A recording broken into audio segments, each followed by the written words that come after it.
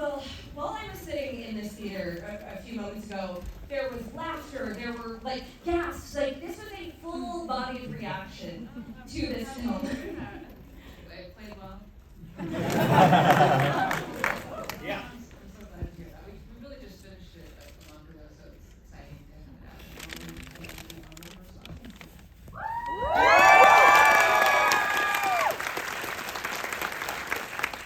I'd like to start at the beginning, because this film, of course, is inspired by Priscilla's beautiful memoir, Elvis and Me.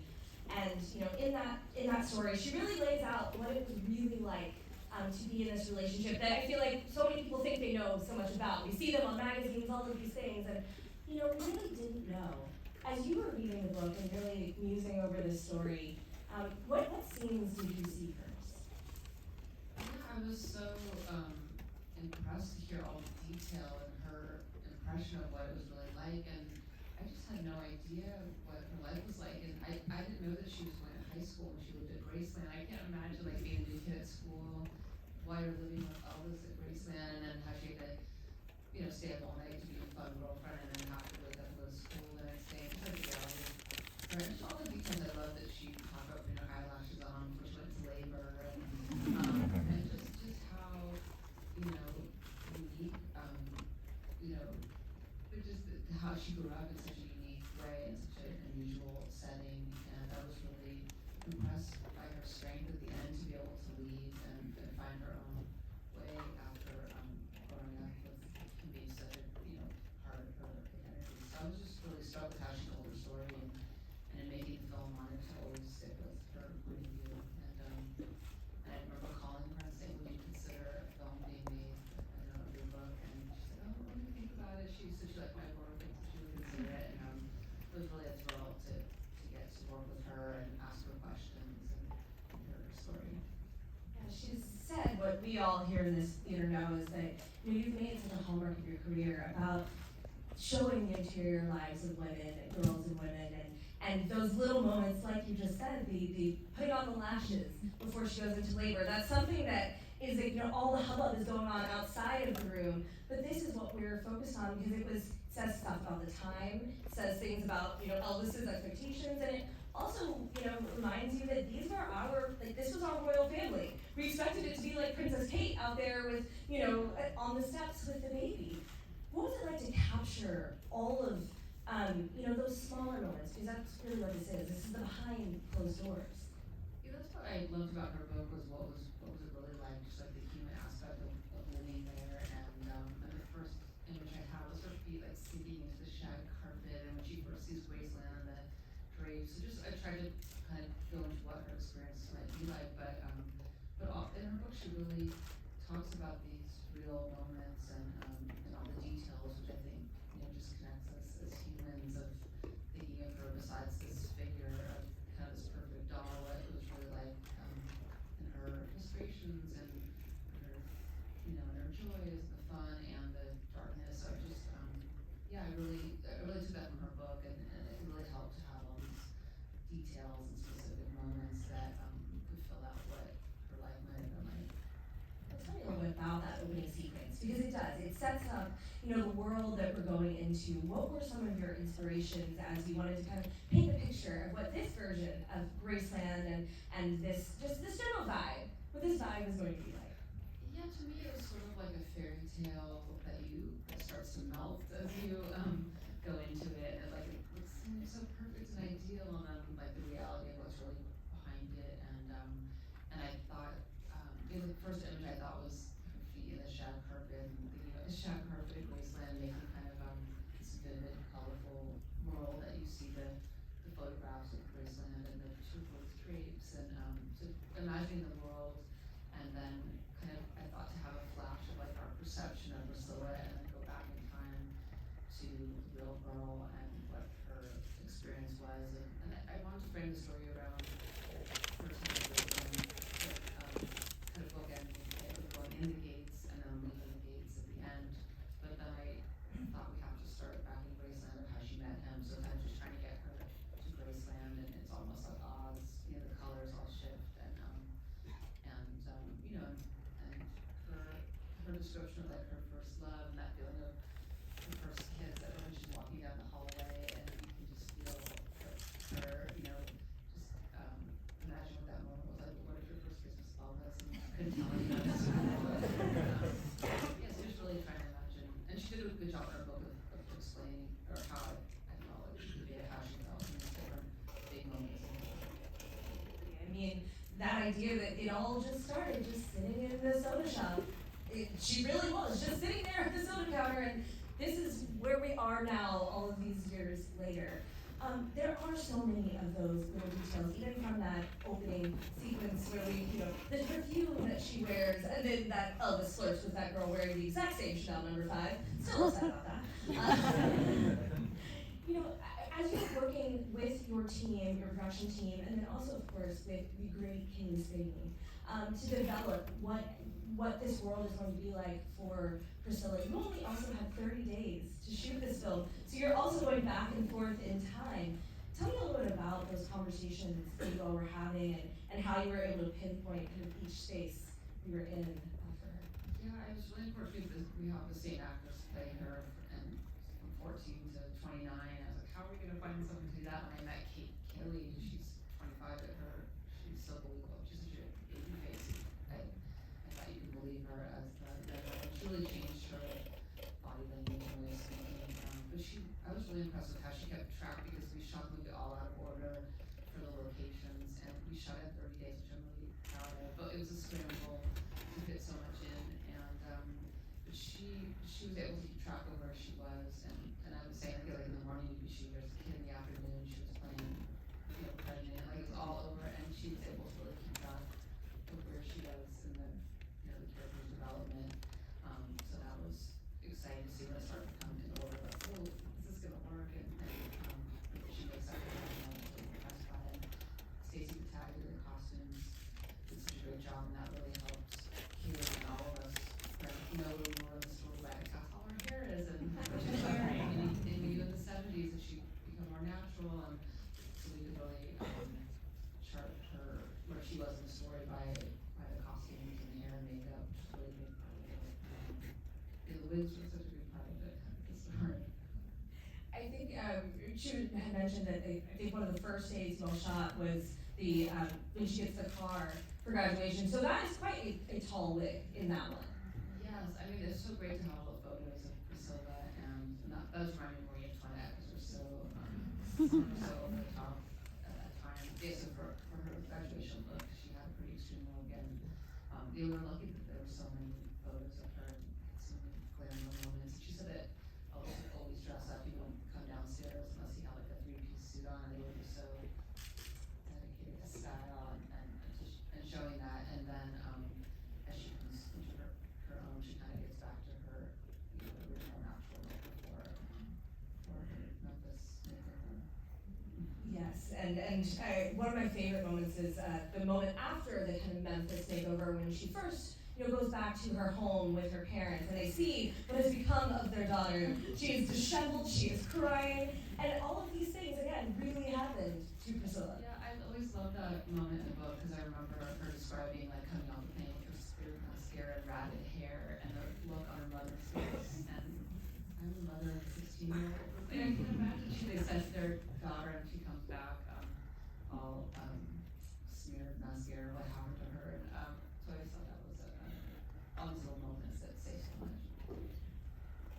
With this relationship, and the way that Priscilla describes it, there was a lot of tumultuousness to it. It was not, as picture perfect fairy tale as you think. But somehow when she explains it, there's also, this book came out in 1985, so it was after, of course, Elvis had passed. But you kind of get this impression that even if he had read it, he wouldn't have been hurt or offended. When she talks about him, she has so much love for him, respect for him, and I think I feel like she was just telling what her experience was. She always said that he had a lot of love, and I always thought that,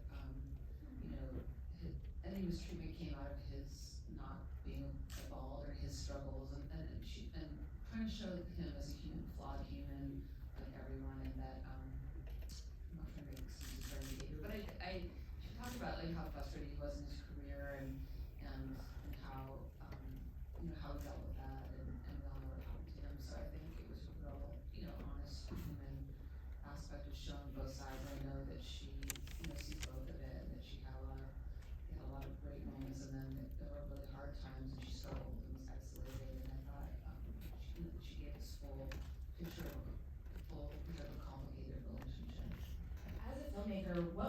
to, portraying, that loneliness, that isolation. I mean, we literally see her as the girl kind of behind the glass in this beautiful mansion, but she's alone. All she has at times is the dog, or, a couple friends here and there. Yeah, the way she described it seemed so hard that she wasn't allowed to invite friends home, and she wasn't allowed to go get a job and do things that she wanted to do, that she was pretty, protected. And it was at a time where, in my mother's generation, when you were expected to be satisfied with a successful husband and a beautiful home, and what more could you want? And I think that was really sentiment of that era and the women of that era. And I know there was a lot of struggles in that, and trying to find her way. And I was glad that she was able to find a life of her own outside of him after that. But yeah, I think it looks like her like a fantasy dream on the outside, and what her real experience was. In those moments of fantasy, we also do have real moments of intimacy between the two of them. Like the idea that they took those Polaroids of each other, that was one of their real moments of connection that they would have. Tell me a little bit about capturing those, and just how important it was to include so many of these things. Yeah, I wanted to show their connection, and she talks about that in the book. And I remember asking her, where's that box of Polaroids, and what happened to it? And she talks about they dressed in costumes. And I was like, well, as a director, you have to ask specifically, what costumes, because we have to get the costumes. But so it was interesting to ask her, and I want to, personal, but I don't want to apply, but I also want to get it right. So that was a whole balance in finding that, and really wanting to show they had this really intense connection, and to show the highs with the lows. What was the question you were most nervous to ask Priscilla? Oh, that's a really good question. I think it was the hardest for me to ask her about the end of their breakup, and for her to have to relive it. I could tell when she talked about it, it was like a painful experience. So having to, and even watching those scenes at the end with her, I felt bad that I was making her relive a painful experience. But I was sensitive to talking about it. But just her having to, because she was really, I could tell she was reliving these stories that she told me, and I could tell that still was a painful memory. Because as you say, she really does tell everything in such vivid detail. I mean, I hope you all do go back and experience the book if you haven't. It's remarkable, all of the things that she remembers about that life. Yeah, no, I'm surprised when I would ask her questions that she knows, she still remembers these little details of that time, some of them, and as a teenager. What was one of your favorites that you're able to work in? Because, a lot of times when you're adapting, from a book to the screen, there are things you have to condense or move around, but this is truly so faithful to exactly how and when everything happened. And sometimes it's not, and it's layered in a way. So for example, when they speed up to when she goes into labor, it's because they had a plan of how to escape the paparazzi, and they went to the wrong hospital. So just stuff like that, you're still able to work into the story. Yeah, I forgot about that, because that's a much more elaborate thing that we couldn't do all of that. So you just tried to get the essence of what the feeling was, and that they were all scattered and just excited, and try to get that energy into it. And we had to edit a lot, so because we couldn't include everything. So I really wanted to. There was a scene in the book where she talks about riding a motorcycle 8 months pregnant, which I thought was such a great image that I wanted to have, but we weren't able to shoot that. But this idea that she was always trying to be the ideal woman, and even when she was pregnant, she's like, I'm not gonna slow down, I'm gonna still be fun and do all these things, and that she would push herself, and how hard that must have been to always be trying to live up to this ideal.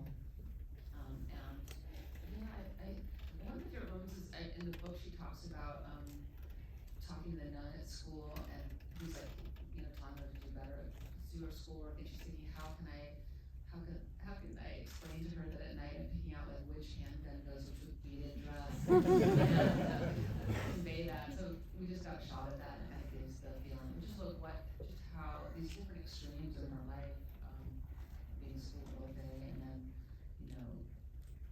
part of Elvis's entourage. And also, of course, they did. She was not a wallflower. While she was very young, and obviously very impressionable. There were plenty of moments where she stood up to Elvis and called him out on some of his behaviors. Yeah, no, I was impressed by that, and even there's like a scene where she's telling him like, I have desires, and I don't know, for a young woman to be able to say that, and I was impressed that she was able to stand up to him, and I was really glad to have the strength to lead, because at that time there was, for a woman not to have any income of their own and to go out and get divorced and try to make a life of their own, I think took so much courage. I think it was really a different time in the early 70s. So that I've always thought she had this inner strength about her. Well, I did want to ask you real quick about obviously recreating some of these iconic moments. Of course, the wedding is something that I think all of us have seen before. You have this beautiful, of course, Chanel gown that was crafted for this film. Tell me a little bit about getting Jacob and Kaylee and just, recreating this thing that we all think we know. Yeah, I mean, there's so many home movies that you can see on YouTube, which were really helpful just to see like the way that they related to each other and how they lived, and having so many photos, and of course the wedding is such a mythic moment to recreate that in a way that feels authentic and not corny, I guess. And I don't know, something about her framed in that flower archway always stayed in my mind, because they look like the figures on the top of the cake, and there's like this romantic ideal that had a very realistic dark side of this relationship. I thought was so interesting, but the wedding I wanted it to be so romantic, and this kind of moment, a very very tall moment before it kind of falls apart, and yeah, we had a beautiful Chanel made a beautiful dress for us. Our budget was limited, so thankfully they helped with all the workmanship to make this beautiful dress. It was very exciting that it showed up that day, and it was really fun to see Kaylee and Jacob. We shot 16 millimeter for some of the home movies of the wedding, like the home movies that you see, and just have that texture, and it was really exciting with those moments that we all know so much, and really saw it come to life. And speaking of come to life, we have these two superstars kind of born before us. Obviously, Kaylee and Jacob, we've been watching them in other roles before, but this is them playing two mythic, iconic figures. What was it about them that you, in particular, were so drawn to? And then when you actually saw them on the screen or looking at the monitor, what impressed you most? Yeah, I think Kaylee just has this ability, talent of being able to express so much just on her face that by just a very little tweak, I would say something, and then all of a sudden her expression would change. She's so beautiful. Some actors are able just to convey so much by just a little, just I don't know, it's sort of mysterious how that is. But she was really good at understanding, interpreting what I was looking for, understanding the character. She met Priscilla and really had a way of conveying her essence. And the same with Jacob. I mean, I was like, who am I gonna get to play Elvis? No one looks like Elvis. And I met Jacob, and he just had that charisma and lovability, and he's sensitive, where I thought, Elvis had this extreme sensitivity and charm and warmth, and so Jacob has these qualities that I think come through. It's really important to know that you have that just that lovable side to counterbalance the other side. I think all we can say is that we can't wait to see what they do next, and also what they do next with you, because I did forget to mention that Kirsten played a role in Kaylee coming to this part, right? Yeah, I met Kaylee, and then just had coffee with her once, and I've seen her in the TV show she'd been on. Then Kirsten Dunst is doing World War Civil War. That's coming out from H24 this year. Yeah, I'm excited to see it. Anyway, she just shot with Kaylee, and she told me how much she liked working with her, and how nice she was, and how talented she was, and I really trust Kirsten. So I knew if Kirsten said she was talented and great to work with, that I could have the confidence to cast for it after seeing her one time. And when I met Jacob, I met him at the restaurant, and like all the girls just sunflowers, and I thought, and then when we were in Venice, like both were crying, and I was like, it felt like the closest you get to that Elvis. Well, Thank you for bringing that Presley energy to all of us. We are so grateful to have you here to discuss